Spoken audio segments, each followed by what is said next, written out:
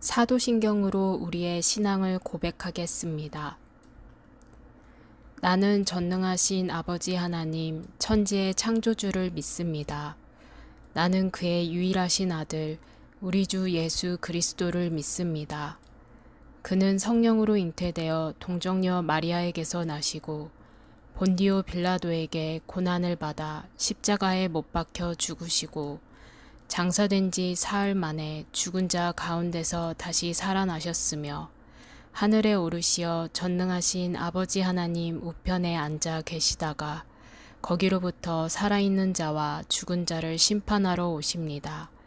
나는 성령을 믿으며 거룩한 공교회와 성도의 교제와 죄를 용서받는 것과 몸의 부활과 영생을 믿습니다. 아멘.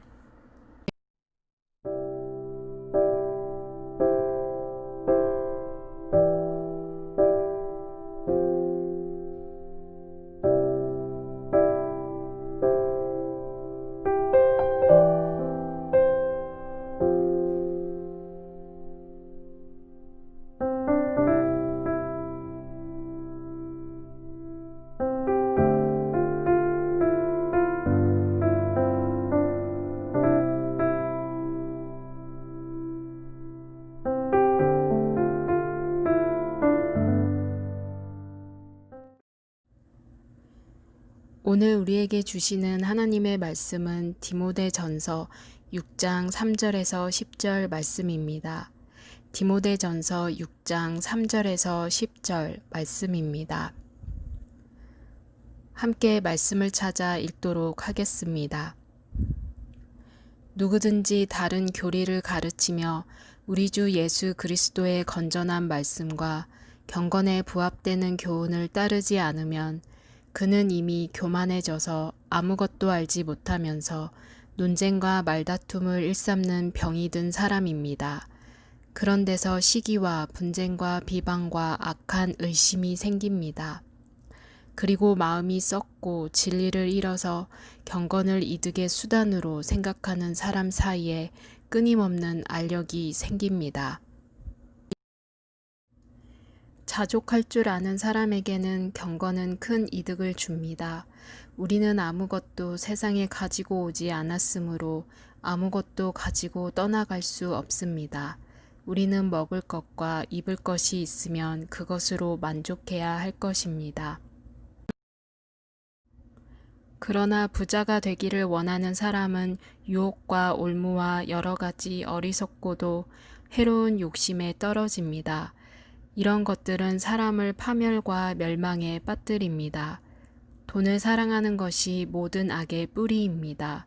돈을 쫓다가 믿음에서 떠나 헤매기도 하고 많은 고통을 겪기도 한 사람이 더러 있습니다. 아멘.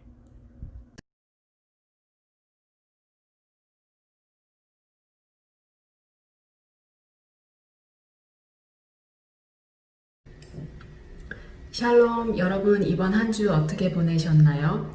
공부하고 숙제하고 다른 여러 가지 일들을 하느라 바쁘지만 잠깐씩 시간을 내어 하늘을 쳐다보면 좋겠습니다.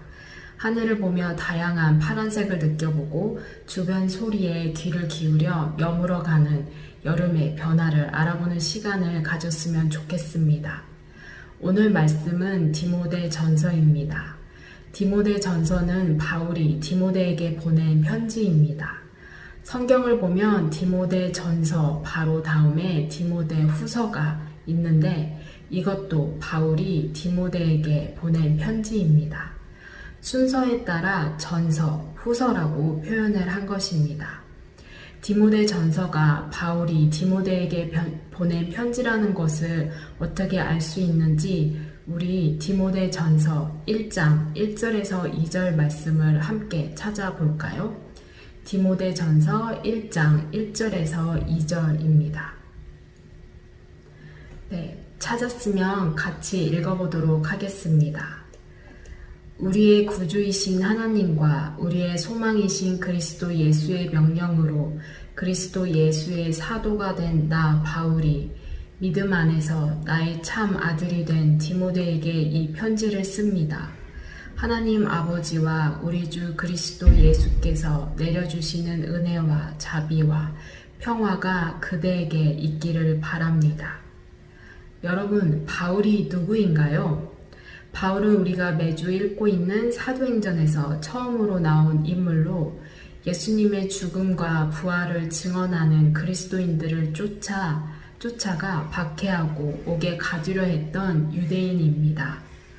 그리스도인들을 미워하고 박해했던 바울은 예수님을 만난 후 거듭나 새 사람이 되었고 전도 여행을 하면서 부활의 예수님을 전하는 자가 됩니다.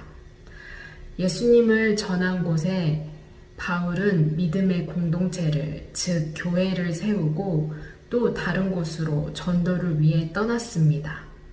그리고 후에 다시 그 교회들을 방문하거나 편지를 보내어 믿음의 공동체를 여러 가지 상황 가운데 위로하고 또 든든히 세워가도록 권면하였습니다.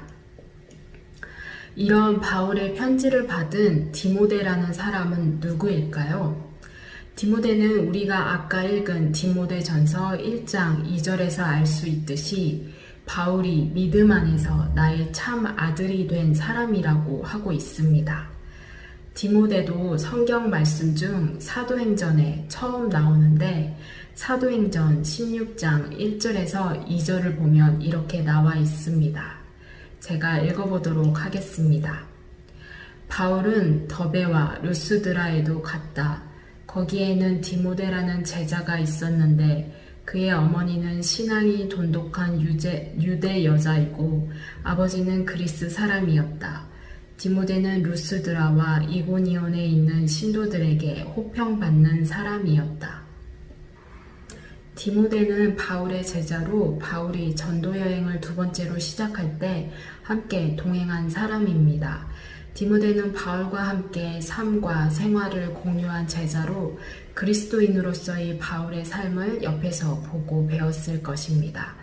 디모데는 바울과 함께한 전도 여행에서 세운 예배소 교회에 있었고 바울은 디모데에게 예배소 교회를 어떻게 인도할지에 대한 가르침을 주기 위해 디모데 전서를 디모데에게 보냅니다. 예배소 교회가 마주한 문제 중 하나가 바로 거짓 교리와 예수 그리스도의 말씀에 맞지 않는 가르침을 하고 있는 거짓 교사였습니다. 오늘 말씀 디모데전서 6장 3절에서 5절을 보면 이렇게 나와 있습니다. 제가 읽어보도록 하겠습니다. 누구든지 다른 교리를 가르치며 우리 주 예수 그리스도의 건전한 말씀과 경건에 부합되는 교훈을 따르지 않으면 그는 이미 교만해져서 아무것도 알지 못하면서 논쟁과 말다툼을 일삼는 병이 든 사람입니다. 그런 데서 시기와 분쟁과 비방과 악한 의심이 생깁니다. 그리고 마음이 썩고 진리를 잃어서 경건을 이득의 수단으로 생각하는 사람 사이에 끊임없는 알력이 생깁니다. 이 말씀은 거짓 교사들의 특징을 말해줍니다. 이들은 경건을 이득의 수단으로 생각하는 사람들이었습니다. 바울은 그리스도인 지도자들이 섬김에 대한 보수를 받을 권리가 있다고 교회를 가르쳤지만 돈을 사랑해서는 안 되며 사역을 부자가 되기 위한 수단으로 생각해서도 안 된다고 명백히 밝혔습니다. 하지만 거짓 교사들은 순수한 동기로 주 예수 그리스도를 섬기지 못했고 경건을 수단으로 하여 돈을 원했습니다. 하지만 바울은 경건이 자족하는 마음과 함께할 때 그 자체로 큰 이익이, 큰 가치가 된다고 이어서 말하고 있습니다.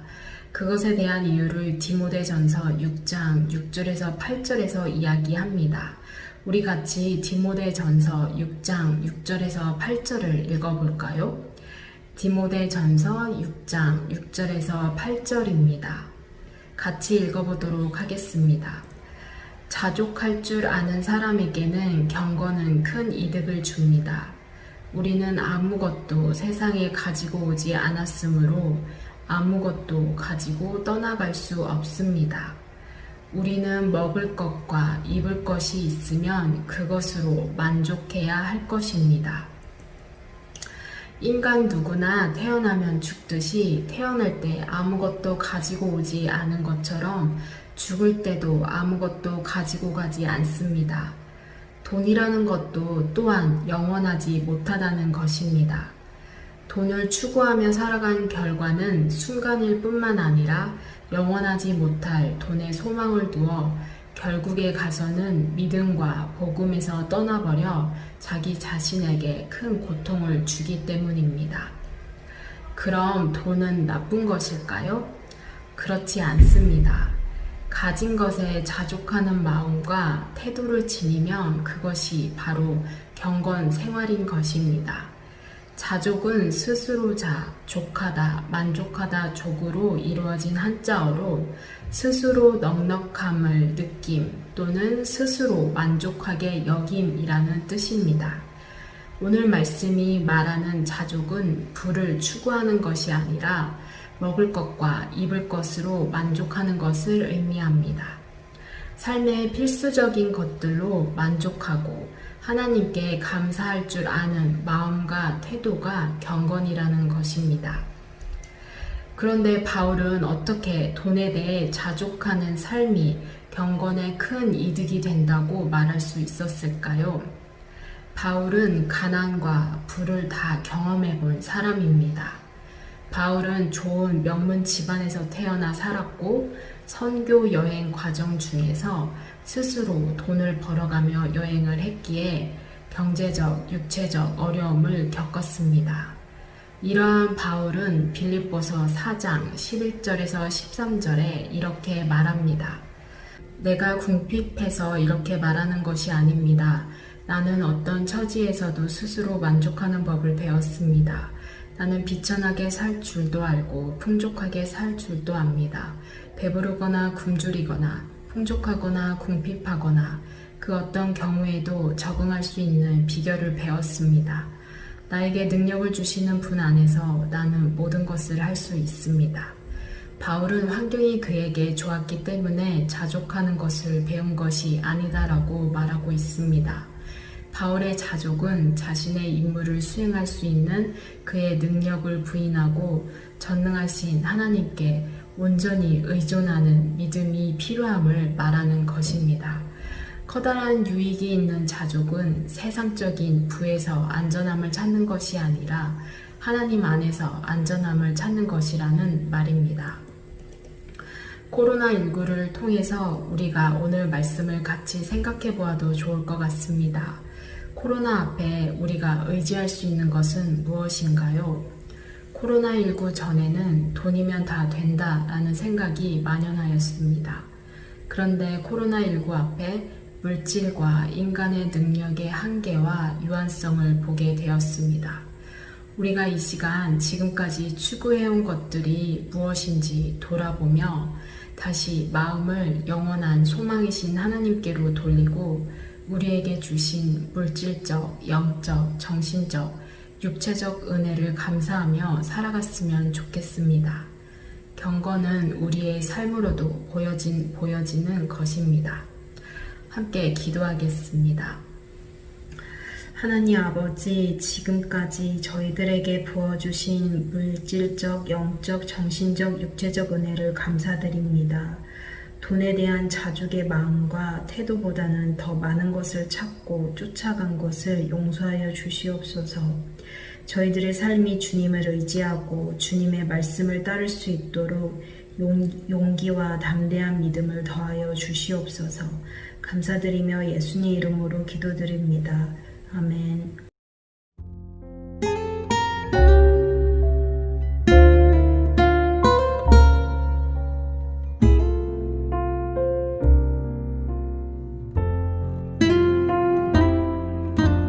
나의 모습,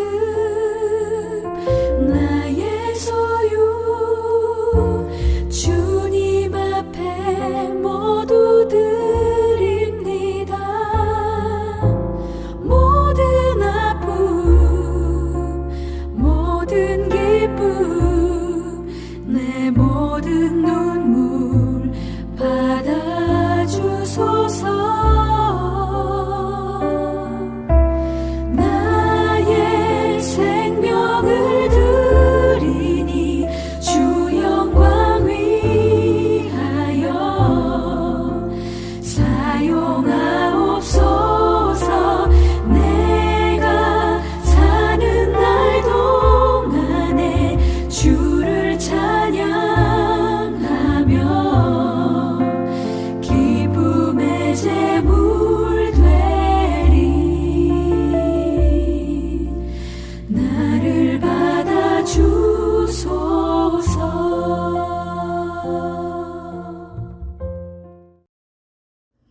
봉헌 기도 하겠습니다.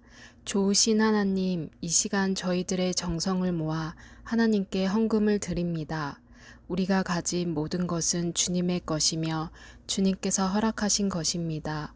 마음을 다해 드리는 예물을 통해 하나님 영광 받으시고 이 예물을 주님께서 기뻐하시는 곳에 사용하여 주세요. 예수님 이름으로 기도드립니다. 아멘. 주기도문 하겠습니다. 하늘에 계신 우리 아버지, 아버지의 이름을 거룩하게 하시며 아버지의 나라가 오게 하시며 아버지의 뜻이 하늘에서와 같이 땅에서도 이루어지게 하소서. 오늘 우리에게 일용할 양식을 주시고 우리가 우리에게 잘못한 사람을 용서하여 준 것 같이 우리 죄를 용서하여 주시고 우리를 시험에 빠지지 않게 하시고 악에서 구하소서. 나라와 권능과 영광이 영원히 아버지의 것입니다. 아멘.